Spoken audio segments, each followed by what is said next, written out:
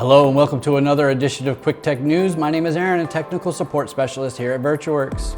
This week we have news coverage of another global corporation being hacked. The FCC has revamped their SMS alert system.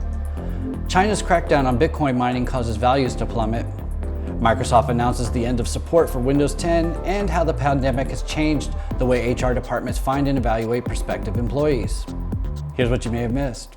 The fast food mega chain McDonald's is the latest company to have private data stolen by a third party, the Wall Street Journal reports. Unlike other recent attacks on DBS and Colonial Pipeline, McDonald's claims it isn't dealing with ransomware, but store information in the US was taken, along with some customer information in South Korea and Taiwan.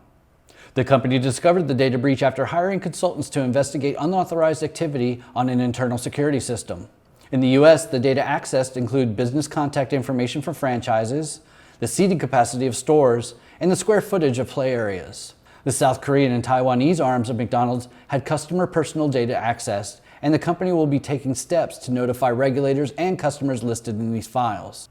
McDonald's says business operations were not interrupted by the data breach, and in the coming days, a few additional markets will take steps to address files that contain employee personal data. The Wall Street Journal writes these other markets include South Africa and Russia, which were both flagged in the security consultant's initial investigation. A breach of non-payment data from a restaurant chain like McDonald's is not as catastrophic as someone swiping credit cards or shutting down one of the world's largest beef suppliers, but it is yet another example of how large corporations also make large, frequently easy targets for hackers. The Federal Communications Commission said it has combined two categories of text message alerts into one: the presidential alerts and alerts from the Federal Emergency Management Agency, or FEMA. The two will now be in a new National Alerts category, active on all devices that receive wireless emergency alerts. The goal of the alerts is to warn the public of natural disasters and other crisis situations, and are of ever-increasing importance given the emergencies and disasters Americans have faced in recent years, the FCC said. The false alert in Hawaii in 2018, where residents were warned of an imminent ballistic missile attack threat that wasn't real, highlighted the need for improvements to its alert system. The new rules provide states with a checklist of information for their own emergency alert systems and encourages states to form committees to help administer alerts on the state level. Under the new rules, government agencies can now report false emergency alerts to the FCC's 24/7 Operations Center and gives guidance on how alert originators can repeat an alert transmission.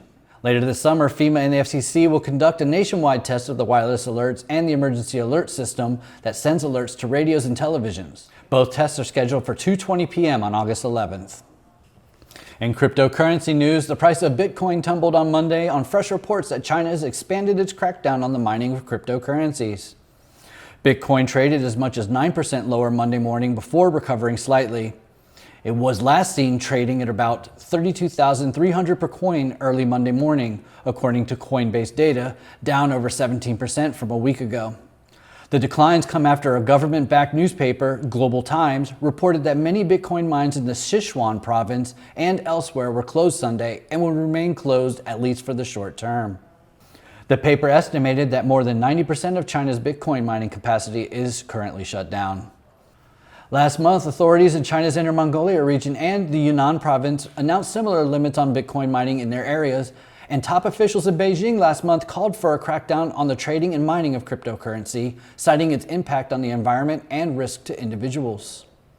China has long hosted a majority of Bitcoin mining operations in the world. The recent Global Times report is just the latest signal that the Chinese government could be looking to limit or more closely regulate mining activity in the country. Mining is the energy-intensive process that both produces new Bitcoins while also processing transactions made with the existing supply. Global supply was at 18.5 million BTC as of February 2021, leaving only 2.5 million coins left. Once those final 2.5 million coins are mined, miners will only be able to process transactions.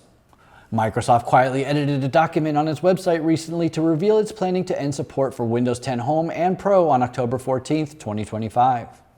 The revelation comes just before Microsoft's What's Next Windows event, scheduled for June 24th, and amidst hints from CEO Satya Nadella that a major news version of Windows is in the works. Windows 10 was originally released in 2015, so 2025 would be the typical 10-year timeframe Microsoft allots to supporting an operating system version.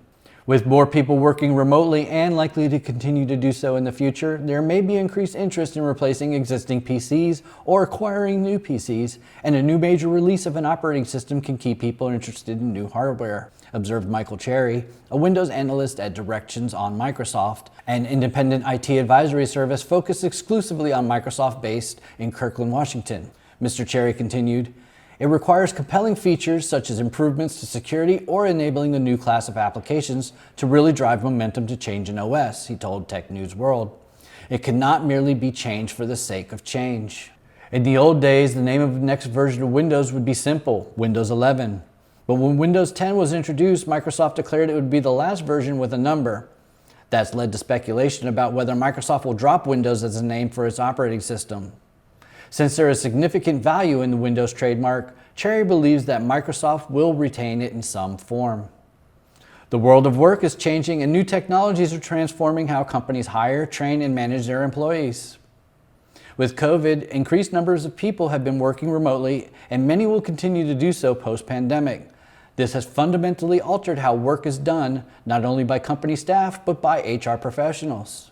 This societal shift, combined with the continued emergence of new digital technologies, means that the field of human resources is in the midst of a radical evolution. I think companies are going to struggle to get staff back into the office full-time, so we're likely at a turning point in history where people increasingly leave high-rent cities to work remotely, said Richard Evans, career mentor and founder of The Profs. Firms will need to accommodate this change by investing more in collaborative online work software. One essential way that technology is changing human resources practices is in the realm of finding, interviewing, and screening employees. Companies are focused on identifying the right employees for jobs, even as they're trying to save time and money in the process. COVID-19 has forced many organizations to adapt virtual interviewing. After realizing the convenience on top of cost and time savings, many organizations plan to continue their virtual hiring process beyond lockdowns and stay-at-home orders. Many companies use HR technology to improve the personalization of their hiring process, be that through more frequent and timely communication with candidates, incorporating video explanations of the position by current employees, and even outbound recruiting and one-way video interviewing. Both companies and potential employees are using digital technologies to learn about each other, with the goal of both being able to find the right fit. That wraps up our coverage of this week's news. Please be sure to leave a like and subscribe to our channel. Hit the notification bell to be alerted whenever new content is posted. Again, my name is Aaron, and I thank you for joining us today.